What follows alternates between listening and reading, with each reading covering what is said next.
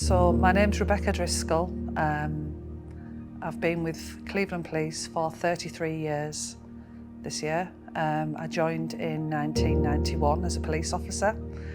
I retired after almost 31 years and I've been a police staff member for the last 2 years.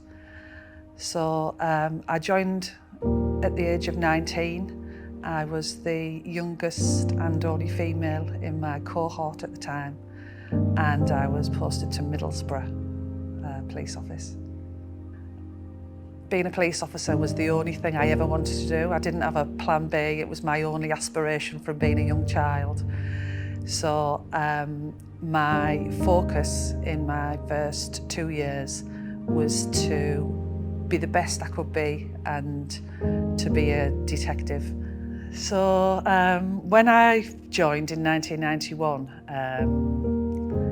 women were issued with handbags and very small truncheons. We had to wear skirts. You were only allowed to wear trousers on a night shift. I think some of the women would find that quite extraordinary nowadays. Some of the things that, you know, when I look back and I remember my footbeat was Mike 130, which was Linthorpe, and I would walk up to Linthorpe village and walk around on night shift on my own. The supervisors used to come and check in on us on a night shift, and whatever the weather, you were walking, you know, on footbeat in your patch. The inspector would pull up alongside you in his nice warm car, drop the window, have a conversation with you, sign your pocketbook to say that he'd done a visit, and then you'd be off again patrolling. So yeah, I think people would find that quite unusual nowadays. Gosh, it's incredible, the change. A lot of it is down to technology. You know, we have departments now that we never had before. You know, polit, cybercrime. We have, you know, the Internet investigation team.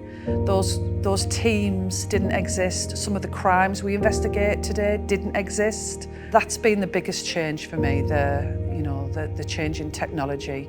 We didn't have email when I started. Everything was handwritten or typed. We used to have typewriters in the office where you would type your case files. To communicate with somebody, you would have to write a memo and it would go in the internal post. So just huge changes, largely down to technology. So yeah, I think attitudes towards women have changed in the 33 years I've been with Cleveland Police.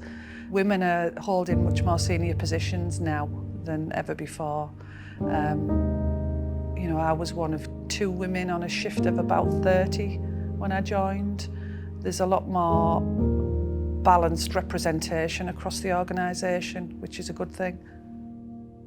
I would say policing is such a diverse career, and you can have sort of multiple careers almost within one larger career. So I would say don't silo yourself in a department or team that you're comfortable in. I've been fortunate in my policing career to work, you know, right across the force, in all stations, in uniform, in CID, in intelligence. I've worked in firearms, and that's made me a much more rounded individual. So I have had the most amazing career in Cleveland Police. Some of the highlights were winning the British Award for Women in Policing back in 2007, and the International Award for Women in Policing, where I was invited out to Denver, Colorado to pick up an award. So yeah, and some of the investigations I've been involved in, international investigations that have taken me across to the United States, and they've taken criminal investigations to the European Court of Human Rights and to the Old Bailey and the Royal Courts of Justice. So yeah, it's been an exciting and crazy experience for me.